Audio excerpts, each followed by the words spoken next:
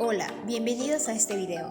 Hoy les vamos a hablar sobre uno de los sistemas más fascinantes e importantes de nuestro cuerpo, el sistema inmune en el proceso inflamatorio. La inflamación, aunque a menudo asociada con enfermedades, es en realidad un proceso vital para nuestra supervivencia. Gracias a ella, nuestro cuerpo puede combatir infecciones, reparar tejidos dañados y mantenernos saludables. En este video exploraremos cómo se desencadena la inflamación, los distintos tipos y los principales componentes que intervienen en este proceso, tanto a nivel celular como humoral. El sistema inmune está constituido por células y moléculas responsables de la inmunidad, y a su respuesta conjunta y coordinada ante patógenos se le llama respuesta inmunitaria. El sistema inmune se divide en dos: sistema inmune innato y adaptativo. El sistema inmune innato incluye barreras físicas como la piel y el epitelio de las mucosas, que recubren los órganos de nuestro cuerpo. Estas barreras actúan como una primera línea de defensa separando al organismo del mundo exterior mediante delgadas capas celulares que protegen las superficies internas de posibles patógenos. Nuestro cuerpo también tiene defensas químicas en lugares como los ojos, la piel y órganos internos. Estos proporcionan mecanismos adicionales de protección. Algunas sustancias con propiedades antimicrobianas como la lisozima y lactoferrina están presentes en lágrimas, sudor y la grasa.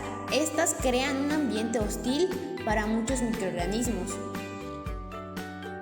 Además, las variaciones de pH en el estómago y la vagina también contribuyen a retrasar la entrada de posibles patógenos.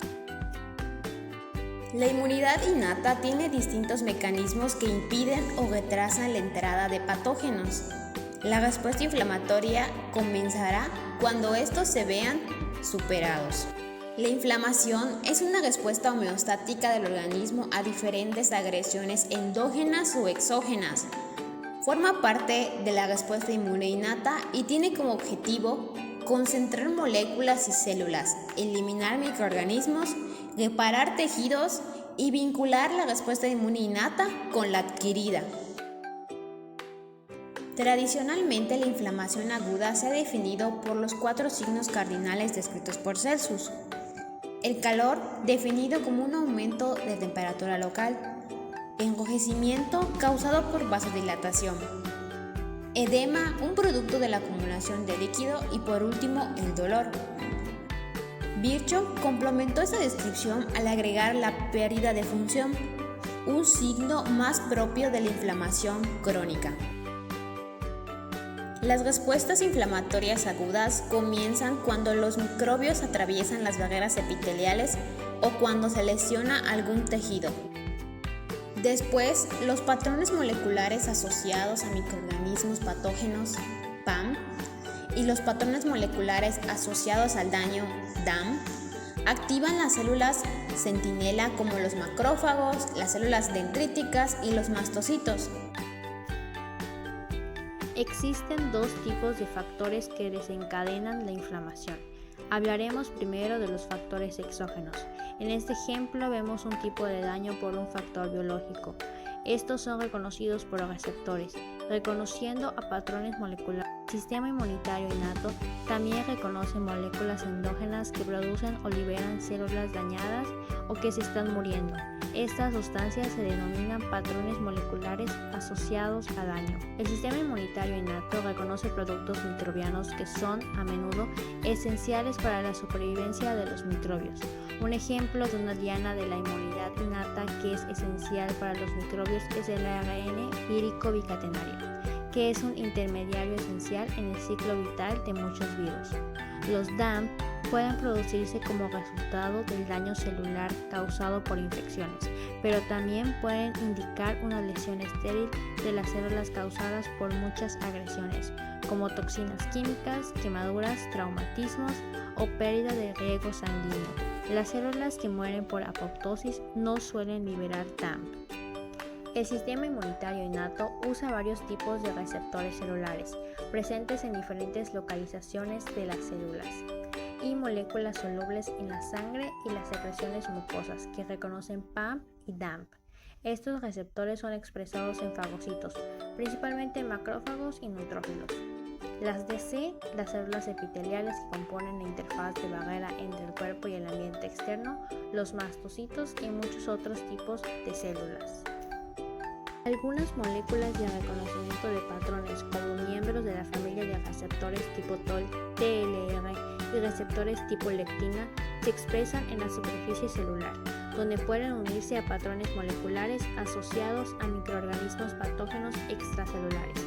Otros TLR se expresan en las membranas endosómicas y reconocen ácidos nucleicos de los microbios que han sido fagocitados por las células. Cuando estos receptores de reconocimiento de patrones de las células se unen a PAM y DAM, activan la transducción de señales que promueven las funciones antimicrobiana y proinflamatoria de las células en las que se expresan. Los mastocitos responden a los PAM y a los DAM secretando histamina, causando vasodilatación y aumento de la permeabilidad capilar, lo que incrementa el flujo sanguíneo a través de los tejidos y aumenta el movimiento hacia el exterior de los vasos sanguíneos de proteínas plasmáticas. Estas moléculas efectoras solubles del sistema inmunitario innato trabajan de forma concertada con los leucocitos que han sido atraídos hacia el tejido desde la circulación. Los macrófagos, las DC y otras células que se encuentran con microbios en los tejidos extravasculares se activan para secretar citocinas, incluidos el factor de necrosis tumoral e interleucina 1. Estas citocinas estimulan las células endoteliales que recubren las vénulas postcapilares en los focos de infección para que expresen la selectina E y la selectina P, en respuesta a la histamina y a la trombina producida durante la coagulación de la sangre. En estos focos, los vasos sanguíneos se dilatan y el flujo sanguíneo se vuelve más lento. Debido a ello, los leucocitos tienden a alejarse del flujo axial central y a acercarse al recubrimiento del vaso, un proceso denominado marginación. Esto permite a los ligandos de las selectinas E y P unirse a las selectinas que se han inducido de las células endoteliales. Debido a ello, los leucocitos se ven empujados a un movimiento de rodadura a lo largo de la superficie endotelial. Si un leucocito se acerca a las células endoteliales, como cuando los leucocitos ruedan apoyándose en las selectinas, las quimiosinas mostradas en la superficie endotelial pueden unirse a receptores para quimiosinas del leucocito. Estos se producen señales en el receptor para la quimiosina, que activan las integrinas del leucocito y aumentan su afinidad por sus ligandos en las células endoteliales. En paralelo a la activación de las integrinas, la expresión de sus ligandos sobre las células endoteliales está aumentada por citocinas inflamatorias y productos microbianos. Estos ligandos son BCAM1, que se une a la integrina BLA4, y CAM1, que se une a las integrinas LFA1 y MAC1. Así, los leucocitos se unen firmemente al endotelio, se reorganiza su citoesqueleto y se expanden sobre la superficie endotelial. Los leucocitos suelen migrar hacia el exterior de los vasos sanguíneos entre las células endoteliales, un proceso denominado transmigración o diapédesis hasta alcanzar los tejidos extravasculares. Esto va a depender de interacciones de las integrinas del leucocito y de sus ligandos sobre las células endoteliales, así como de la contribución de otras proteínas, sobre todo CD31, que está expresado en leucocitos y células endoteliales. Este proceso requiere una ruptura transitoria irreversible de las proteínas de unión adherente que mantienen las células endoteliales unidas, sobre todo el complejo BE-caderina. Impulsada por señales moleculares locales, la célula inmune se desplaza activamente hacia el tejido afectado a través de la quimiotaxis. Dentro del tejido, las células pueden participar en el componente celular de la inflamación. Este componente incluye acciones como la fagocitosis, que se mejora mediante la opsonización del complemento, y los anticuerpos. También incluye la liberación de efectores proasesinos como la lisozima, la granzima B, el óxido nítrico, el interferón gamma, así como la propagación de la respuesta inmunitaria a través de la liberación de citocinas y quimiosinas. Ahora hablaremos del proceso de la fagocitosis. La fagocitosis es un mecanismo esencial de defensa que emplea nuestras células para protegernos de agentes externos dañinos. Este proceso consiste en la ingestión y posterior destrucción de estas sustancias por parte de células especializadas llamadas fagocitos. Los neutrófilos y los macrófagos expresan receptores que reconocen de forma específica a microbios, y la unión de los microbios a estos receptores es el primer paso en la fagocitosis. Algunos de estos receptores son receptores para reconocimiento del patrón molecular, como las lectinas tipo C y los receptores basurero. Los fagocitos también tienen receptores de afinidad alta para algunas opsoninas, como las moléculas de anticuerpo, las proteínas del complemento y las lectinas plasmáticas. La fagocitosis dependiente de anticuerpos ilustra un nexo entre la inmunidad innata y la adaptativa. Una vez que un microbio o partícula es reconocido por los receptores, la membrana celular del fagocito se imagina alrededor del invasor. Esta imaginación se prolonga y cierra sobre sí misma, formando una vesícula intracelular llamada fagosoma, que al final se desprende de la membrana celular y se desplaza hacia el interior del fagocito. El fagosoma se fusiona con los lisosomas para formar fagolisosomas, donde los microbios mueren por la acción de especies reactivas de oxígeno y de nitrógeno, y de igual manera por enzimas proteolíticas. Las enzimas forman parte de los mecanismos no oxidativos que comienzan con la destrucción. Los gránulos y los lisosomas, además de contar con las enzimas, también poseen moléculas como la lisozima, los péptidos antimicrobianos, la proteína inductora de permeabilidad bacteriana y las proteínas de unión al hierro y otros minerales que tienen diferentes efectos sobre los microorganismos. Los mecanismos oxidativos son mejor conocidos como el estallido respiratorio. La célula fagocítica aumenta hasta 100 veces el consumo de oxígeno y con esto produce las diferentes especies reactivas de oxígeno, generando anión superóxido y peróxido de hidrógeno. Y si esto no es suficiente, con iones de hidrógeno y cloro se forman hipoaluros. En el proceso también se forman radicales hidroxilo. Estos radicales libres interactúan con moléculas de microorganismos y las inactivan. Los macrófagos activados por citocinas, como el interferón gamma, producen especies reactivas de nitrógeno. Esto se produce luego de que la óxido nítrico sintasa inducible actúe sobre la arginina y produzca óxido nítrico.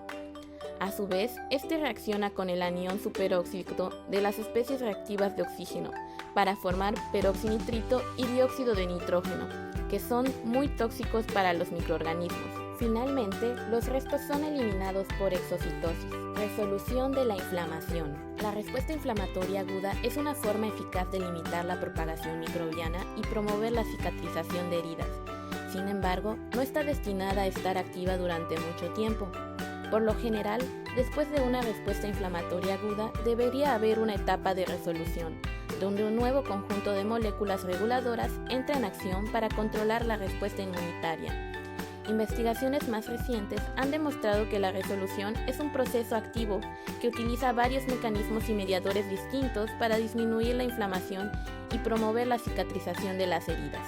Una de las características que ayuda a promover la resolución de la inflamación es la corta vida media de los neutrófilos, que son uno de los primeros tipos de células más abundantes que aparecen en escena durante una infección. Los neutrófilos comienzan a sufrir apoptosis después de solo unos días de estar en el tejido y son fagocitados por macrófagos infiltrados en un proceso llamado eferocitosis. Este proceso puede ayudar a reprogramar los macrófagos para que produzcan menos citocinas inflamatorias y participen más en la limpieza de las células muertas y producir el tipo de citocinas que promueven la cicatrización de heridas. Así como las prostaglandinas y los leucotrienos son mediadores lipídicos de la inflamación, existen varias clases de lípidos que intervienen en la resolución. Estos mediadores son los ácidos grasos poliinsaturados e incluyen las resolvinas, las protectinas, las lipoxinas y las marecinas.